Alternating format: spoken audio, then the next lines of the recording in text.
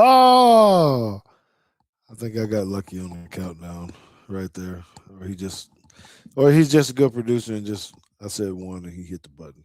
I don't Yep. know.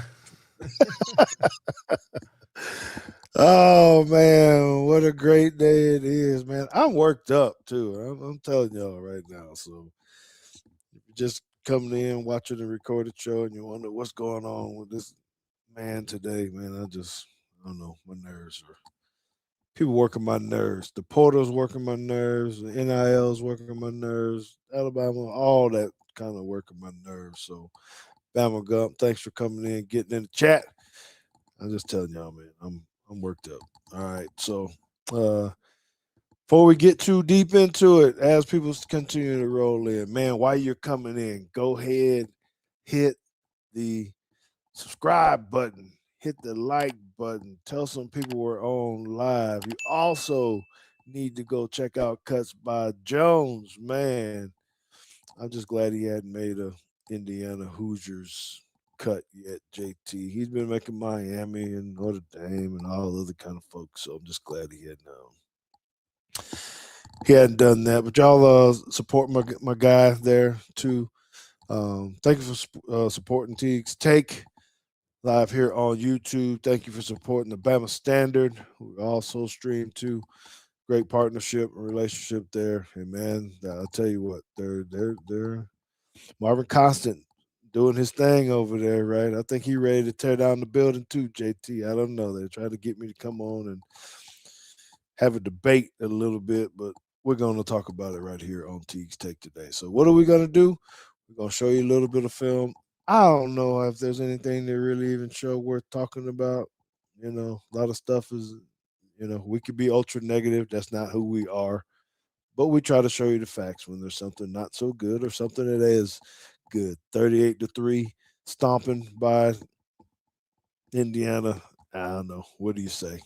We're not here to make excuses about DeBoer or anybody else, but we're also not here to tear down any players necessarily. We want to give you our coaching points and our views on what actually happened. And we're unrehearsed. So I hadn't seen the plays JT had already pulled up, that kind of stuff. But yes, we did get our skull dragged, but that's all right. Let's just talk about it. And I want y'all to get in the chat as we're going through it. Why don't you just start y'all attack, man? I probably had JT. I think. What did I show you? What number we're at? About 60,000 views on that one post. Let me see if I can pull it up. Oh, it's not in that. It's way up now. So whatever it is, it's over. Last you told me. Oh, that's what Jay did it. Yeah, it doesn't matter. I was gonna resend it. 55, 56 total. 56,000 total. Yeah, but it was the after 24 hours we were up double that. It was at 120, 130 or so, and then I really just stopped looking. So I would imagine it's pretty even that much higher. And it was. We'll get into it when we get in the show. Let's do this. Let's officially start the show. Teague's Take is getting ready to start right now.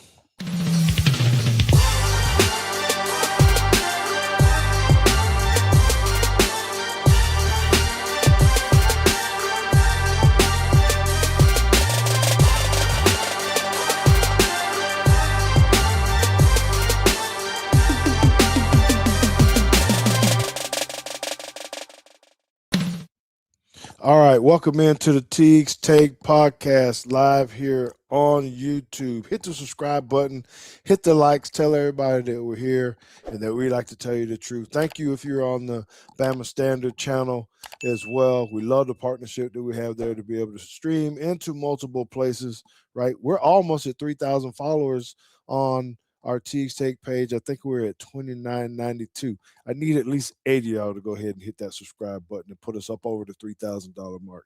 It takes us into a whole nother stratosphere. So please go ahead and do that for us as well. Okay.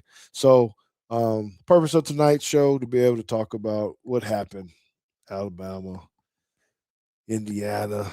We are going to do that. But I got something else on my heart today because when I did send out a post, if y'all follow me on social media, Teague Football on X and Instagram. You can find me on Facebook as well.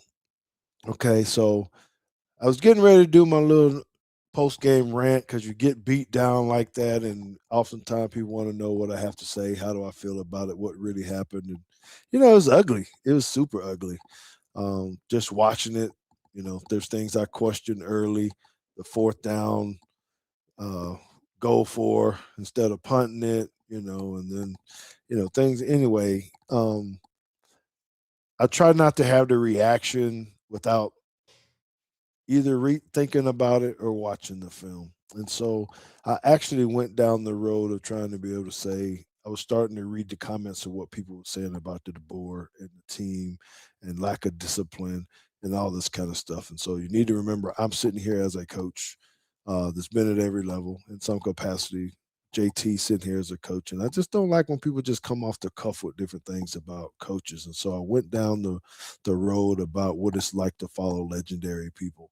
And what was interesting to me was that some people missed all of what the point was of it. Some people got it, and then just as many probably went down.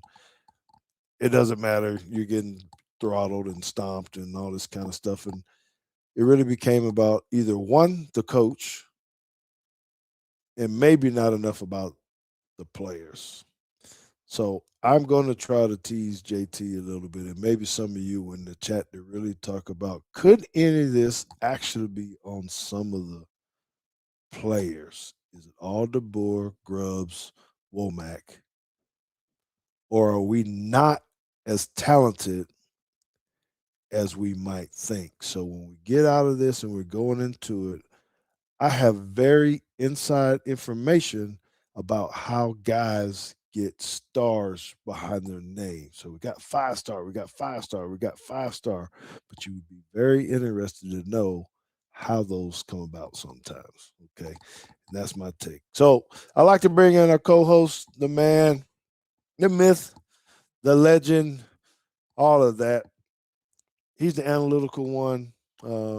I don't know. He's probably figured out some kind of data points. But y'all give a welcome to James Oh, we hitting buttons over Theo here now. All right. T. Hey man, I got mine written over. See JT on his little board. It's electrical. He can type in the things. It has little letters that scroll past and all this thing. 'Cause on mine, I had to write with the Sharpie hand clap, you know, horn sound or whatever. So I'm still a little bit better because his board is nicer than mine. But I don't even know if he uses it. I think he programmed his own thing and No, I got use his it. own I board over actually I there. use it every day. I use it for work too. Okay. All right. Well, I know I did my run out was a little bit different today, but you got any just instant first, just off the cuff remarks about this Indiana Alabama game? Your feelings just immediately after the game. What did you feel like? Not don't go into the I saw this, but how'd you feel?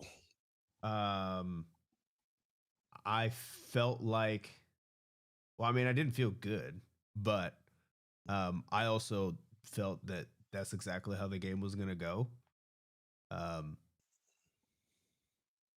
I thought that Indiana is and was a better team all year, and that I think there was a lot of, at least from our fans, there was a lot of SEC bias of, well, Indiana didn't play anybody, and all their teams they played ain't very good, and that means they're not very good. And wait till they play a real team, and I was holding my tongue because then everybody hates it when you kind of talk about your own team of like, Talking to your team, and that's not cool. So I'm hearing a lot of former players talk about that. Hey, they're getting drugged, and I think there's certain way to handle it, right? When you're a former player, when you're trying to do that. But what I like and what I'm saying to JT is where he's actually able to see some of the film or a lot of the film and analyze it and watch it. And there's another friend of ours. I don't know if he's in here or not. I ain't seen nothing pop up on the chat, but John Anu Frycheck, I'll call his name, another data guru, I guess, and he spouting off all this stuff via text message. And I remember JT kind of kind of weird when you just kind of talk shit through text without really saying it. But that's kind of what JT was doing, screenshot, doing stuff, and Yeah, like where kind I of took telling you all the like you're screenshots wrong. and I was like, look, everybody's talking about how Indiana ain't that good, but like all of the numbers, and I showed it to some other people too, and they're like, yeah, well, is it opponent adjusted? And I was like, it doesn't. That's literally like a lot of the feedback that I was getting was like, well, these numbers adjusted for opponent, and it's like, no, because it doesn't matter. Like Right. they're getting to the quarterback, and they're and I was like, there may not be getting a ton of sacks, but they're getting in your face. And I don't know. There was a lot of things that I heard, and I don't really know where it came from. Where they were saying that Indiana they didn't disguise their blitzes, and they ran a whole bunch of zones, so it was going to be uh, easy for Ty. And I was like, I don't. Considering that they run, and I sent that screenshot to you guys too of like they run more simulated pressures than anybody in the country outside of Florida. I was like, that is like the definition of disguising blitzes. Like, yeah, Yes. they run a whole bunch of zone behind it, but that's because you don't run sim pressures and then run man behind it. That you just run the blitz, right? So I don't know. It just felt like there was a lot of misinformation about what Indiana was, and I didn't understand where Indiana's not a good of as good of a team as people thought came from. Mhm. You're right.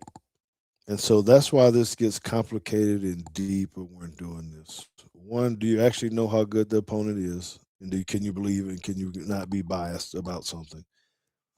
But then can you also say that uh, you're willing to self evaluate the whole program, not just a single coach, a something, but the process, where are we at, what are we doing after we're following a coach who had been winning for a long time?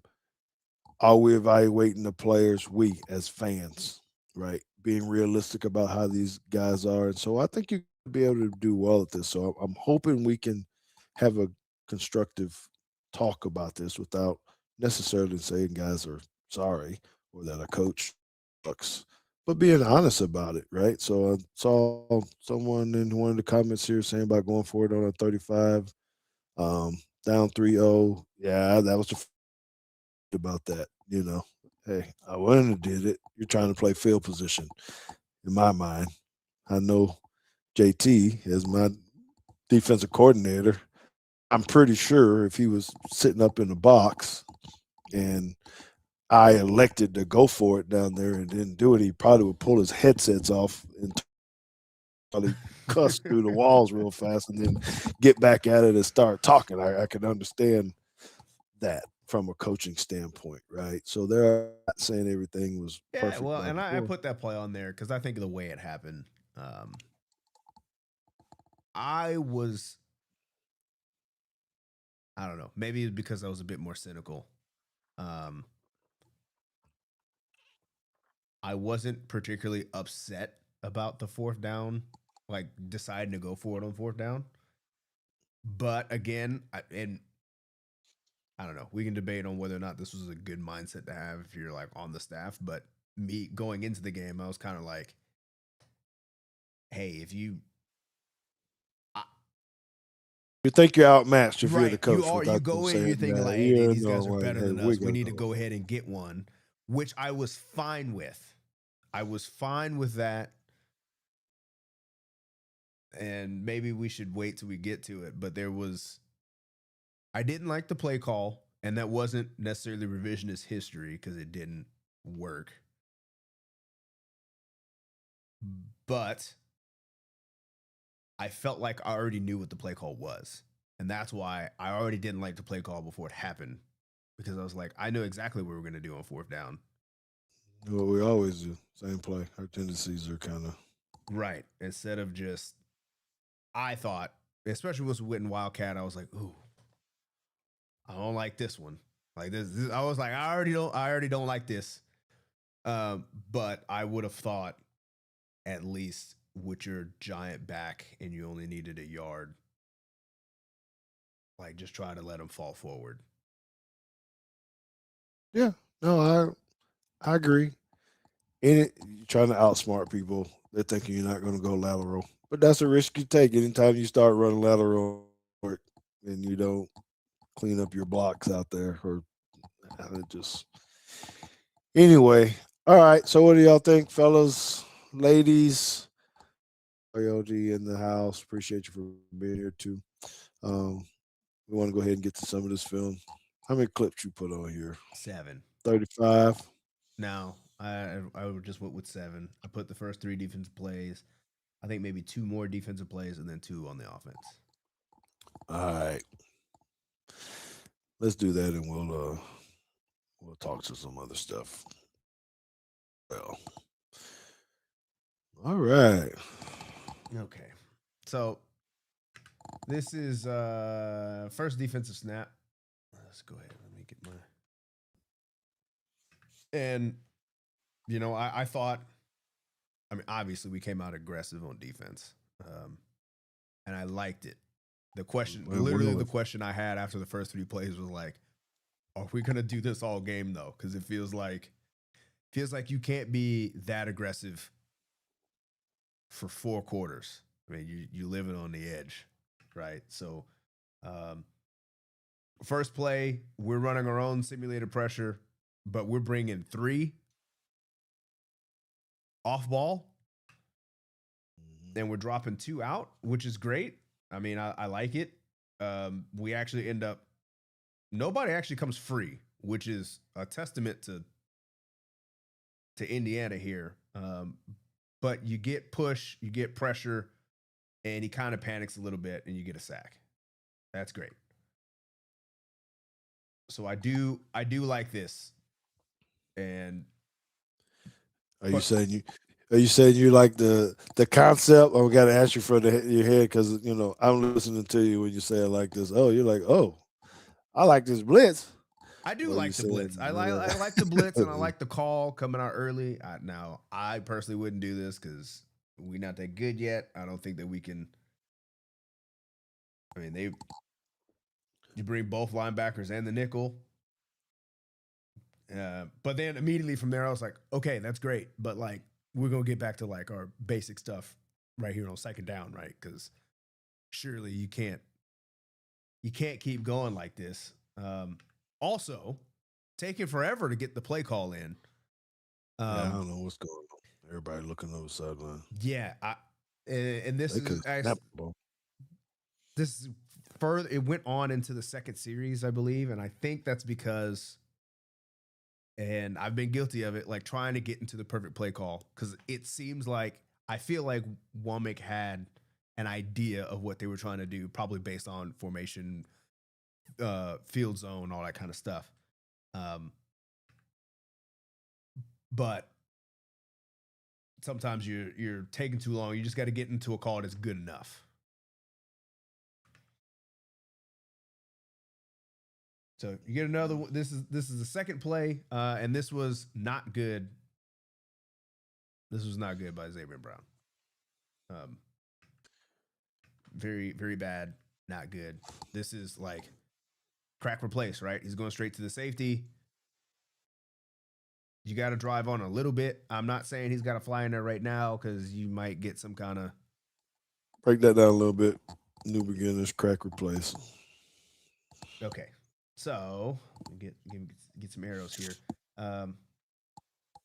This receiver right here is responsible for essentially blocking 2 people because there's 2 people unblocked. He's got to either take the safety or the corner. Let me get my arrows. And he's got to block most dangerous. He sees the safety start to walk up, right? So he's going to go and he's going to block the safety. And because he's going to block the safety and you're getting run action, we call that a crack block, which you can't crack people like you used to be able to crack people.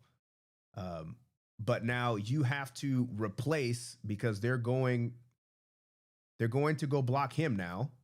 So you're the free hitter. You've got to be up here to replace where the safety should have been. You also have to be a little careful, right? Because as we're doing this could be play action and you get, something that looks like this, right? And you can't just dive down in here. But the other thing that you can't do is sit too long. Super late. He ain't gone anywhere yet. Right. He had moved. Now he decides to go. But then when he decides to go, and the running back clearly has the ball, right? And we have vision on that. We can see he has the ball. The quarterback no longer has the ball. We have to go make a tackle, and you are the free hitter. And that is too much space. Like we're not closing ground. We're not hitting the near hip. There's too much. This gap is too big, right? And there's nobody to come help you because he's getting blocked because you didn't come replace. So we shuffle and squeeze, but we shuffle and squeeze and we're so far away, we whiff. And this is just one clip, but this happens a lot. Well, yes, and so this is where I'm going to go into that, where I think that these are designed just because people know how we use Bray. Bray is typically their force defender. He does play deep half sometime or back, but typically he's down there. And I feel like the coaches, good offensive coordinators, are going to try to get you matched up with a corner. Right. And hey, if I can get my back matched up with him, so when you're saying, hey, I think this happens, I really think it was intentional. That hey, we're gonna bounce. You talk to him all week. Hey, we're gonna bounce, and hey, you got to go beat the corner. You got to stiff arm him, truck him, do something, make him earn his money. He's just not going to cover. All those linebackers got to get off and help you like this. So again, is that them having better coaches? Maybe. Is that also just scheme? I don't know how you look at that. This is the part where I'm saying that hey, it gets it's deeper. Well, you kind of have those are those things that you guys you have to be at practice, right? Are they working on this? Because then if you say like, hey, we don't work on this, then like yeah, that's coaching. But we've been a part of plenty of teams where it's like you spend so much time doing this and it doesn't translate, and then you got to figure out like how do we get better at this because we work on this 15 minutes every day. Right. That's right. And that is very good. Thank you, JT, for saying that, because that is the crutch of some of my pain, is because people don't know what they're actually working on. We're just, even the media don't. There's not a lot of people, there's closed practices for reasons. And so then we have to speculate on coaches don't know what they're doing. They're too soft or too something or whatever. But you really don't know.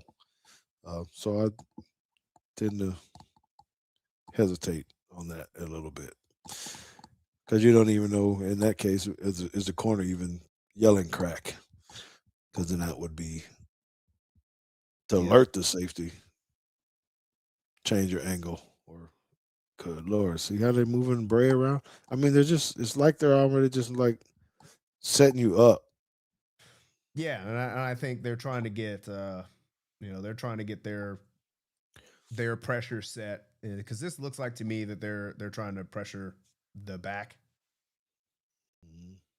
Right. So they're getting their indicators, they're moving him back and forth. We're running back and forth here. So we're showing it's man. So we do this, and then we're like, okay, no, we're going to move him back, and the back's going to move over. So Bray's got to get over here. And I mean, this is another gutsy call on third down. It's like, hey, everybody, we play man, and we're sending everybody. So much so that we're not taking the tight end. And those are just one of those calls where you just have to. No, You got to you're get gonna there. get there. Like if you don't get there, it's. But I mean, you're bringing 8, so Yeah, if they're sitting out 4 plus quarterback. There's not enough. right. And you got one dropping out to spy and all that kind of stuff, and he's working eyes. He's doing a good job. So gutsy play call. It was. Thank God too, because our DB fell down over there on the speed turn, in the middle of the field, on the slot. Red. Yep. Whoop. Yeah. Okay, so this is 2nd and 5 here. And this, I was just, I'm always talking about box versus spill. And,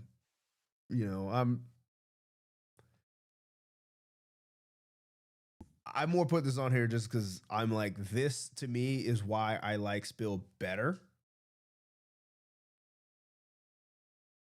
Because of things like this, when you box. Spill meaning make it bounce. Right. Spill meaning he needs to go under this block and make the running back go out this way. Because even though you're in a 4 down and in a tilt, which is new for us, at least, they're not going to block him, and they're just going to go straight up to the backer.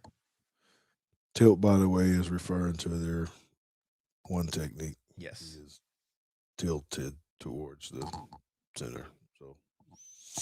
So the reason I don't particularly like this is because since they're not going to block the end, they're going to go straight to the backer.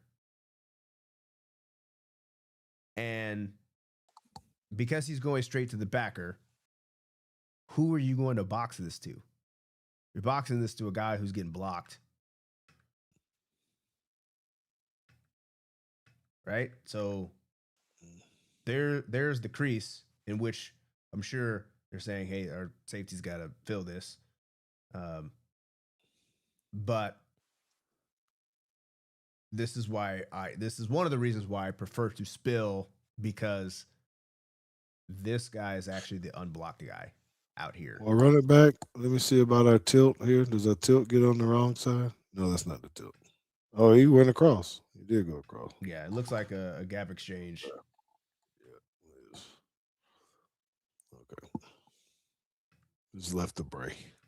Right. And then one more for the defense, 2nd and 2. I think this is just another one where we kind of we're not tight to the hip, and that's the problem. And I'm sure every one of our players have heard me say this many a time. And what I mean by tight to the hip is you're getting a down block, and you have to. We teach our linebackers to close open windows, and Zabian's doing a good job of keeping contained, but Lawson, this is his gap right here. And if he is tight to the tight end, it's a much easier play to make than what he does, because he kind of just goes straight up the field right here, and he leaves space in between him and the tight end. Right? So there's the space. He goes right off the hip. And this looks exactly like what Zabian Brown did. This is play 15, by the way. So 13 defensive snaps ago. He's too wide. That's a missed tackle. So what do you think Bray is going? I think he's playing poach. I think he's got that guy. And he's just poaching. If he goes across here, he goes out, take a pass, he's gonna cover him. Right. He's out here for outside run. And if he goes this way, he would probably let him go. And if he goes vertical, that's his. So since he's getting split zone, that allows the corner, because I don't even know if there's anybody out here. Right. There's nobody out here but the tight end. So tight end gets a down block. He goes, boxes it, and he's saying if he slips, I'm saying if he then slips to the flat, Bray's the one that's got him. Yep, got it. Got it. So, I mean, this is kind of the microcosm here of just like, it's small things of you're too wide. This is too much space. This is a gap. You are effective. There's not a person standing here, but you're effectively in a blocked position, because if you are on his hip, that makes him take his angle out, and Bray can help. But he can't help if he's able to go straight up the field, which is what we call the vertical seams. We don't want to give up vertical seams. We want people going east and west, not downhill. And speaking of, this is actually 3rd and 14. Okay, so a little bit different here. This is play 8 for the offense. And this is where I'm trying to figure out who is, well, I know who is wrong, but I'm trying to figure out whose fault it is. What you mean? I think, looking at this, I think Jam Miller is wrong. The pass protection is incorrect. And I can't particularly tell who's making the call here, but what I do see is I see Proctor point out to 21. And I'm kind of thinking, to me, this is the point of that guy's out here. He's creeped up. Ty, that's your guy. He's hot because I'm not blocking him. Further evidence by the entire line is going to slide this way. But the problem is the line slides that way and Jam goes this way too. Mm-hmm. So they bring the tight end in, right? And they're doing all this, and they might even give a dummy count. Right, so there it is. So now they've identified that guy looks like he's coming. We already think this guy's coming. We're not sure about this guy. Gotta count him though. Right, but you gotta count him. So they're gonna, I think the way this is normal, and I'll go to the end zone first. See if we can, maybe Brailsford makes an obvious call.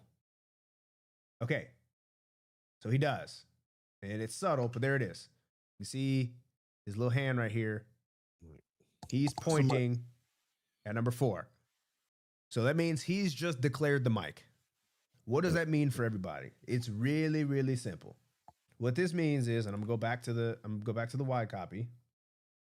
After he's done this, the mic is, when they declare the mic, they're saying, we are going to take the 4 down linemen, 1, 2, 3, 4, plus the mic. We got 5 guys.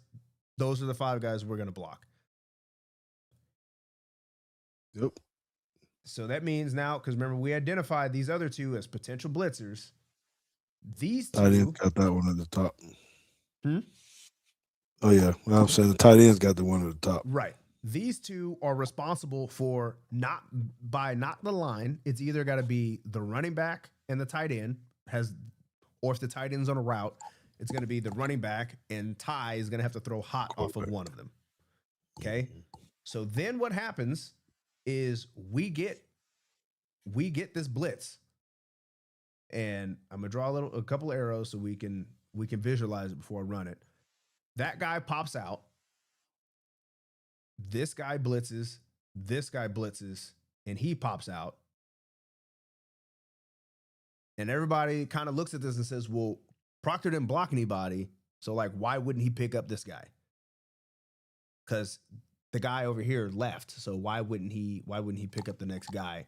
And I'm telling you, pre-snap, he's already telling you that he's not blocking that guy. Mm-hmm. And If I he could think get a looper. He the backer, the Mike could loop right, around. he can loop around. He can run. We call it a Reno, which means he fakes like he's dropping out, and then he actually comes late. Like there's a whole bunch of things that can happen. But I think the miscommunication is between him and the tight end, because the tight end stays and picks up this overhang over here, and Jam goes to the other side of the formation. So when that happens, nobody picks up this dude who was showing that he was coming the entire time. And it'd be irresponsible to expect the tight end to like come back across and block this dude. So the only other person left is the running back. And I'm not sure. And that's where I'm like, I'm not sure who he's working to, because the tight end has the guy who I think he's supposed to be working to, and nobody takes 21. And it ends up not being a very good play for us, because we got a miscommunication on where the back is supposed to go. Okay, so here's the 4th and 1 play. Like I said before, I didn't really like the call. Called timeout. They tried to get him to jump off sides, I think, first, and then they called timeout. Then they showed a fake punt. They didn't get him to jump off sides. They called timeout. They come out, and this is the play they had. The only thing that shocked me is that they didn't run this play to the boundary. Because I thought for sure it was going outside, but I thought for sure they were going to run into the boundary. So maybe they knew that as a tendency too, and was like, we're going to fool everybody. We're going to run to the field instead. Because I've been on here almost every week talking about at least run to where there's more space. But here you go. So this is first I'll go ahead and get out of the way so we can talk about like what I would have rather have seen, and then we should talk about, since that's not what we got, why, like what happened with this play, because it was the play that was called. Keep the ball and go truck that dude. Right. That's what I would have liked. And I don't know if it was a read or not. Doesn't really look like it. Looks like the play was always supposed to go there. But yeah, I was like, hey, at least if you just take this and try to run 21 over, like you're a big dude, just fall forward. Yeah. Right. But that wasn't the play. And you've got everybody blocked, so it should be all fine, except for you got a tight end here who doesn't. He really just doesn't get the job done, right? When we were talking about this, we're not getting any kind of push. It's all going. It's all going sideways. On lateral. How many times we talked about moving the line of scrimmage? That line, it didn't move at all. We actually get knocked back. All it did was it at best it went backwards. And the line just moved this way along the line. And actually I might be able to, oh no, because it'll go away. But yeah, there's too much penetration here. If you actually get like movement, then it's not that big of a deal. Okay, so just on this note, so one more thing, because it's a sweep, right? So everybody's got to try to reach block, right? You got to hook these dudes, right? This is Caden Proctor is trying to get on this side of this defender to seal him off. So you've got to do the same thing here. You've got to get on the 6th side of 46. And you'll see the line does a pretty good job. But this other tight end doesn't. Like this, it's lost. Yeah. He's on the wrong side. It plays over right there. Right here, the play is already over because he wins. This dude wins outside. So your only option once you get out here is to try to knife it and cut it up. And what you're running sideways is hard to do. You're running sideways, and you got two guys who are free. and that's where it goes. I mean, you didn't get the reach block, and plays over. So, okay, excellent points. I need to give JT a round of applause for that and being able to explain that. And so now I want to go into this. Again, I'm not asking you to, I'm asking for your opinion, okay? Not necessarily. I know it's hard to do when we're doing this, but because of the comments that we get, now that you're the athletic director or whatever, and you're breaking this down, you know enough about football, you're a coach. So, what are you saying now, or the conversation that you're having with the head coach? Who are you, the athletic director, going? Where does this problem come from? Is this a Kalen DeBoer issue? Is this a offensive line coach issue? This particular play, not anything else. Hey, we got this. Is this maybe something that didn't happen in practice, or is it just you know what? This is a player issue too, a talent issue. We're not physical enough, big enough, fast enough. What do you think? I mean, I think it is um, primarily, especially like looking at the totality of the season. Um, I think it is more a talent issue than it is a coaching issue. Not saying that coaching doesn't play a part of it, Right. but as I have said before, when you even just talking about the O line, I think that there is one guy on the O line that is good. There is another guy who is average, and there are three that are not up to average yet. But JT, they're all 5 stars. They're 4 5 stars guys, and I don't know. It's the Saban tree, and those are his guys. So it's got to be the coach's fault because he has the talent. All right, I'm Well, just down. before we even get to the stars, I would go back and say this O line really hadn't been good. I mean, even at the end of the last 2 years of when Saban was here, I wouldn't have said that the O line was that good then anyway. It wasn't good last year, and it wasn't good the year before then. I agree. Okay, and that's why I just think that we as fans have to dive into this a little bit more. So I'm just going to give y'all a couple stories about this, and it's not. I'm hoping I can tell this story without you thinking I'm saying something particularly about Alabama. I'm just talking to you about what these stars mean. We're doing the same thing at JP2. We're evaluating talent. I have to tell colleges about the talent, who to put on the field. I don't get to look at stars. I don't really care. It's really how do I feel about that guy's play? Okay. And so I'm not pressured by stars behind someone's name or the check. Let me give you that preface. Okay. So back in the early, well, I guess it was late teens, 2018, 2019, we had probably about 12 to 15 Division One guys on our football team. Okay. And they're very good and they're all chasing stars and uh, offers. So I knew this one guy.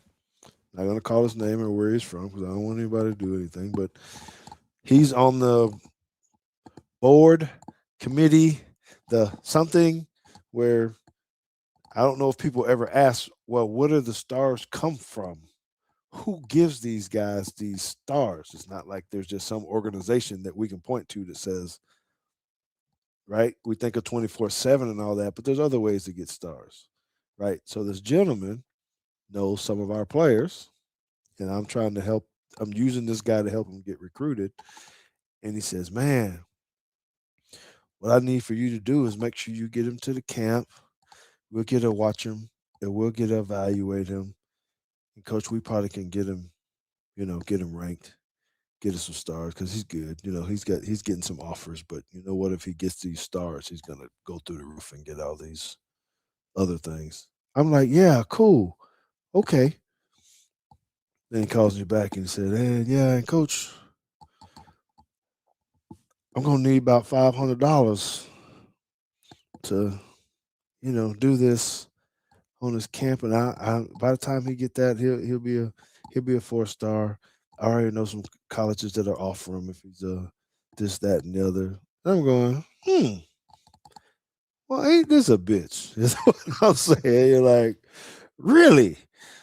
I'm not saying it happened all the time, okay? And people will probably get mad. I'm just as much as gambling is out there are people that will try to get some money to put that star on somebody's name, right? Okay.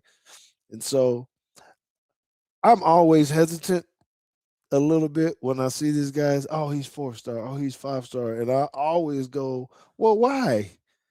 He's from this little podunk town out there, something. He really played against such and such. Heidi. What did he do? What are the measure? Do you got to be a certain height? Do you got to run a certain speed? Do you got to do certain thing? How do you get these stars? So I want y'all to think about that because I don't know that you actually have really thought about how do you become a 5 star. Do you really know? We talk about it, but we don't necessarily know. So what I'm going into that is Indiana. Oh, they got all these 3 stars or whatever. We should be better than them. We got all these 5 stars. We got all these 3 stars. Well, I don't know. It's still about how well do you actually play? How well are you coached? What kind of attitude do you have? A bunch of hungry 3 stars who are tired of all the Alabama mystique may play harder than anybody that has a 5 star name on it if they're not playing for the right reasons. So I can sit here and look and say, hey, uh, maybe our talent is not as good as we think it is, regardless of the stars. I know some people don't want to hear that. It's all DeBoer's fault. He came in. We've never looked this soft. We've never looked this stuff. No, you're right. You're 100% right. No, we have not looked like this. I'm going to stop my conversation with this part. Then I'll let JT say what he really wants to say. So one thing that I should remember who told me this because it stuck with me like it should. So one of my mentors could have been Clancy, for all I know. Um, Clancy Pendergrass. He says, hey, George, talking about me being as a head coach. We're talking to him. He says, man, he said, when you lose by like 3 points or one score, I know where this is going because I agree with it. that's a coaching problem. So when you get blown out, you lose by 30, 40, 50, that's a talent problem. So I automatically look at this kind of stuff and I'm going, man, maybe this goes back into what JT was saying from the beginning. That our coaches, maybe in the back of their head, maybe they're going, man, we really aren't as good as those guys. Yeah, we're Alabama and all this kind of stuff, but I got to have a good offseason. That maybe I need to run some people off. Maybe I got to go buy some more kids. I got to go do something because we aren't talented enough. We don't want to accept that as Alabama fans. I'm not saying that's the case or that's the truth. I'm saying we have to think about that. And does he need to clean house and take ownership and just say, Greg Burns, Board of Trustees, whatever it is, Red Elephant Clubs, all of y'all, I need, I'm going to pull a Dion on y'all, or Texas Tech, or Ohio State. JT probably can name all of them. Texas A&M. I need a cool $25 million, and I need to just go buy a shit ton of guys, not the ones that we have. Because if I'm going to take the blame for these guys being soft or whatever, let me empty this roster out and let me do it with the guys I think they have. But y'all gonna have to get me the money. I need the salary cap to do it. And so part of my rant was about, are we really ready to get in that game? Do we have the donor base that's going to sit here and do this every single year? 20 Ooh. million, 20 million, 20 Oh, I million, want to 20 add this million. one up here because I think people forget. Like the Moneyball thing was great, but don't forget that the Oakland A's never won the World Series. It was a great movie. It was a great book. It was all that, but the cost benefit enough, they actually never won the whole thing. They still haven't done it. So, and I think that's kind of what I think they're still kind of trying to live off of this. We can get guys at a discount because it's Alabama and people want to be here. And That's gone. Unfortunately, let me say it because you might not want to be the one to get in trouble. Dude, I love Bama for everything that it is. I would go back. I have no issues. I'm a Bama fan till I die and all that kind of stuff. But if you think that we have the same, not we, that these kids today are coming to Alabama because it's Alabama, that is not true. They're going where the money is and where it could be. And I don't know if I would do that. If I get a shot myself, it's free agency. You offer me 500, they offer me 1.5.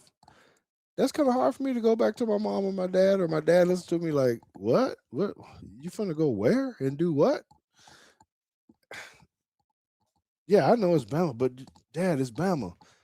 Okay. I yeah, but mean, especially if you're a kid that thinks you're going to go to the league anyway. Like I feel like it's just you got to just maximize your if you can get 1.5 and it's like I can get 1.5 million you go to Ohio and State. then I can go to Ohio State and then still go to the league after that. You know what I'm saying? Like you don't even there's not even a handful of schools that you have to be at in order to get drafted anymore. No, because everybody's trying to draft or trying to sign the drafted kid. It's really just about the money now, right? You can go at Memphis. Mm-hmm. Why do you think Indiana? I don't know how much. I know people saying, well, Indiana didn't spend that much money and not doing whatever. I bet they will have to start doing it. Well, I still think it's over. From what I saw from there was another coach that was able to give me some rough numbers. They're still spending over 20 million. At Indiana. Yeah, in Indiana. I mean, Okay. yes, they got a whole bunch of people that came from James Hey, Madison Madison. With Signetti, but they're still paying guys. Like they're not all there for free. Oh, that's right. And so, okay, great point there. So I just think that this money thing, we got to understand now that any team can be good at any year if they fork up the money. Any team. You're going to start seeing some of these with these mega donors. Anybody that got a name that owns some kind of food or some kind of shop, right? I don't know.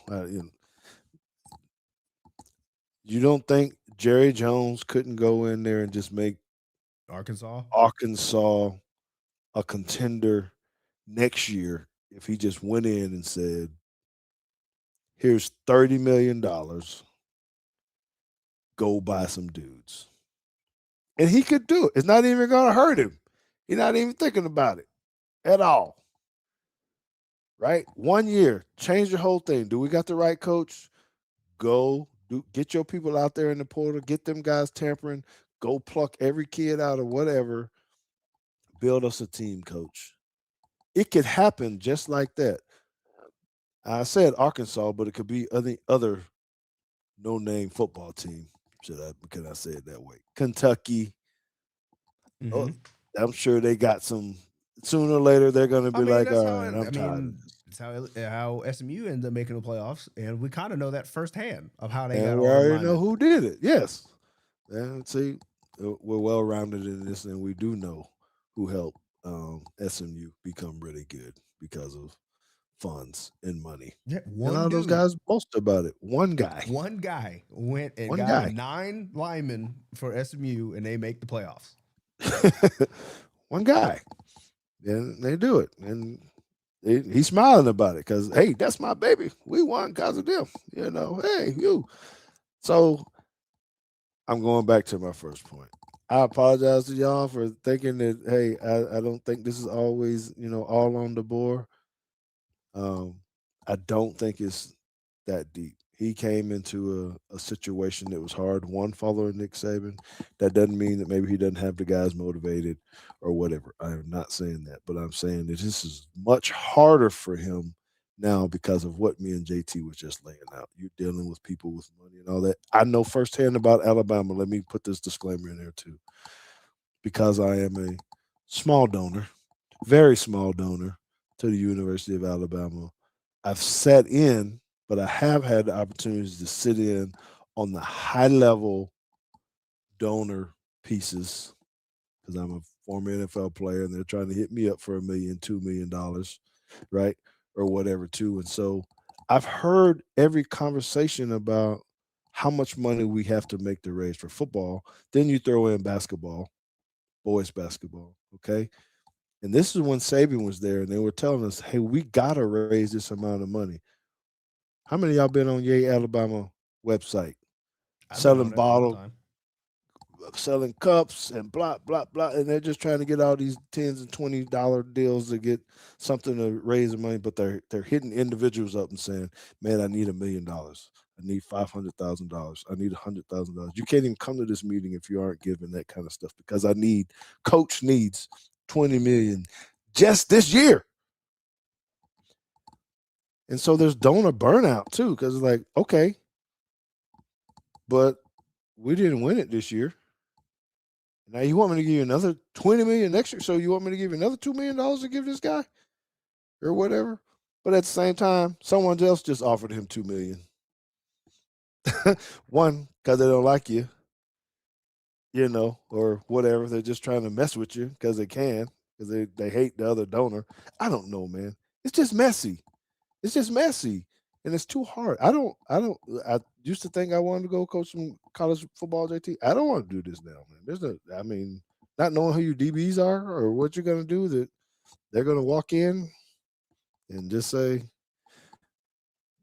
no, they're not even gonna walk in. They're gonna post it on Instagram with their long letter of, Well, with yeah. Did that you being see? Did you said, see? So Jalen Mbakwe, the guy who was like one of the top rated DBs that was going to transfer, and then they let him move to receiver, and then he didn't play, and then he transferred this year, and he was on his Georgia visit, like he was on campus during the visit when the news broke that he had committed to Georgia Tech.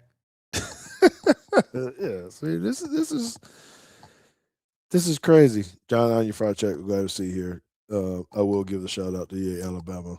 He said the bourbon isn't bad, so maybe JT will buy me some for my birthday. It'll give back to the university and also give me some bourbon. I'll be able to try it. But anyway, there's too much. So I guess I need to end this conversation. We've been at it for an hour now. I don't know if there's anything that you saw coming through the chat that you feel like we need to address. John says he Um, has a bottle for you. There you go. Excellent. John's trying to get his job back at JP2 next year, by the way. So I guess I can Did we fire announce. him? I can announce this. No, he's just saying I didn't invite him back. I didn't have an end of the season meeting with him like I did That I mean, with you look, guys. I don't usually take John's side, but that's fair. Just don't hear anything. Just disappear at the end of the game. He's like, well, I don't know. His wife's asking, well, you getting a new shirt? Are what do they want you to do? So, John, on you fried check. This is Coach Teague from John Paul II High School. I am very pleased with how you worked with us and our football team this year, and I would like to invite you back to our staff this upcoming year. Please let me know if you would like to accept the position because we're going to be bigger and better next year, and we can't do it without you. So there you go. Let me know. All right. Okay. Any last words from you, JT? Well, what do you? Nope. Um, suppose Wait, we'll where's the hand clap? Sorry. John on your fight check says he accepts the job. Get a pay raise, brother, but I'm still gonna need my bourbon. All right.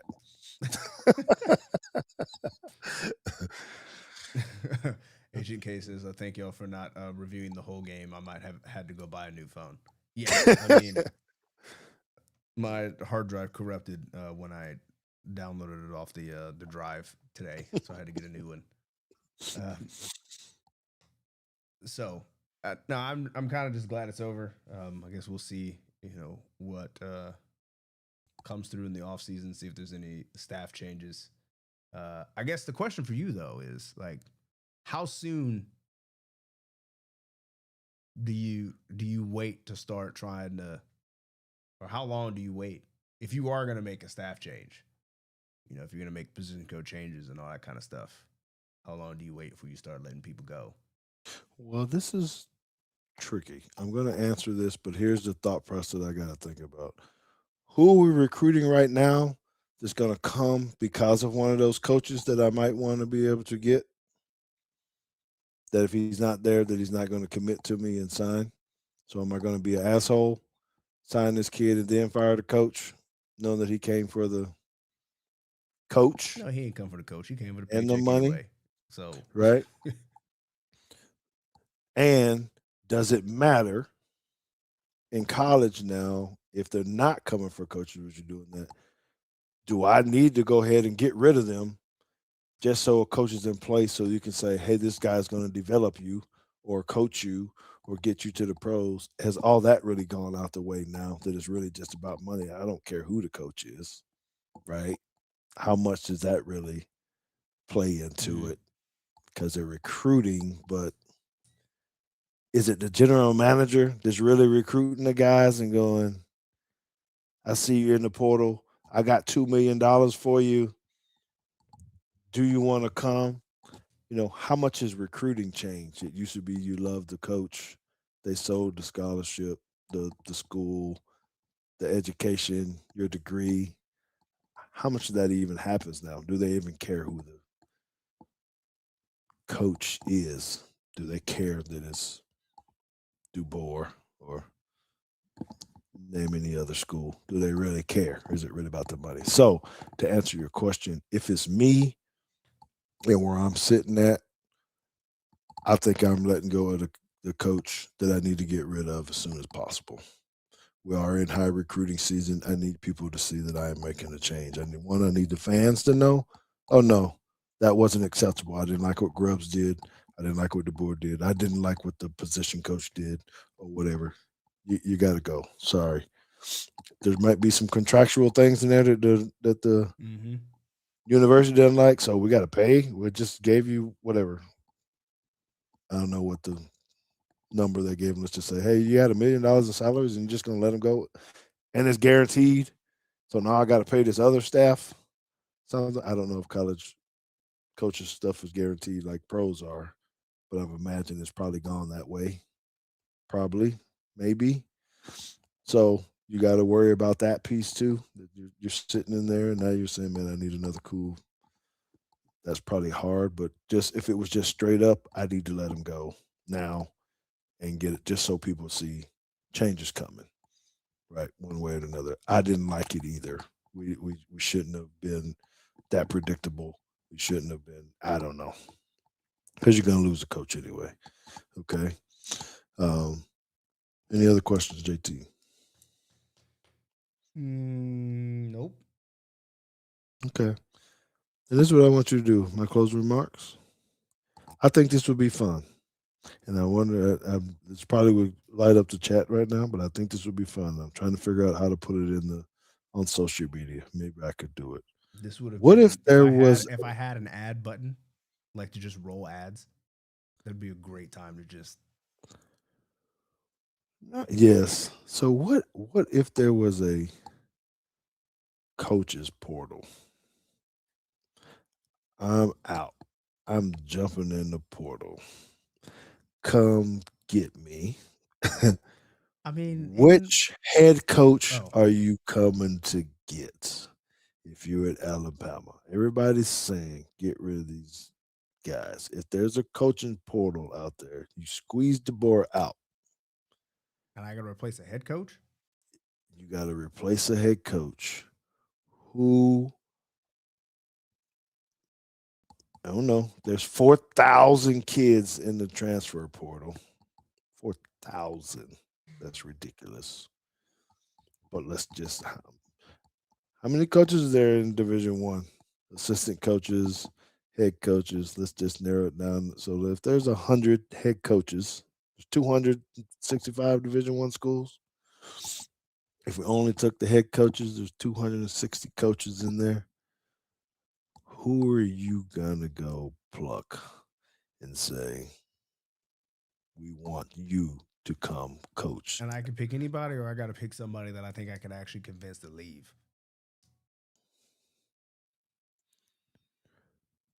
We've all well. I'm gonna for this purposes. I'm gonna say anybody, just anybody. Yeah, let's start with that. I guess the part B would be if you had to convince him to leave, are you gonna who would so answer the first question, then the I next think one I would would be go. I would try to go get Signetti or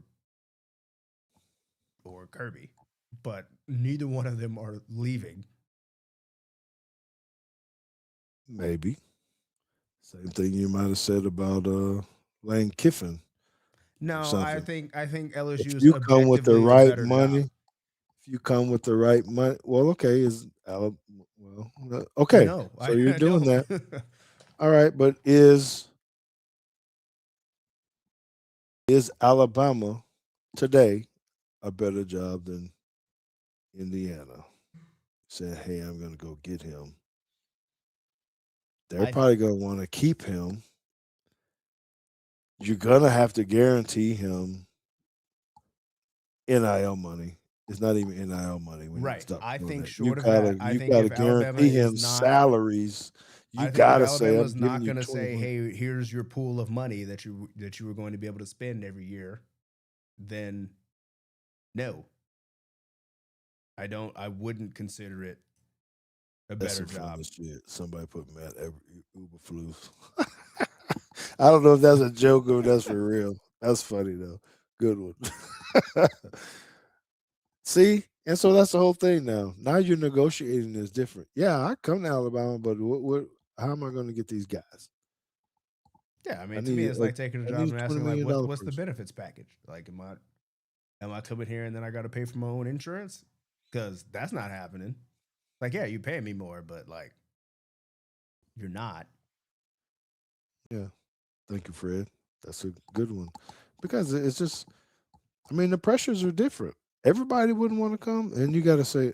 I know we're saying that, but you still got to convince the last year.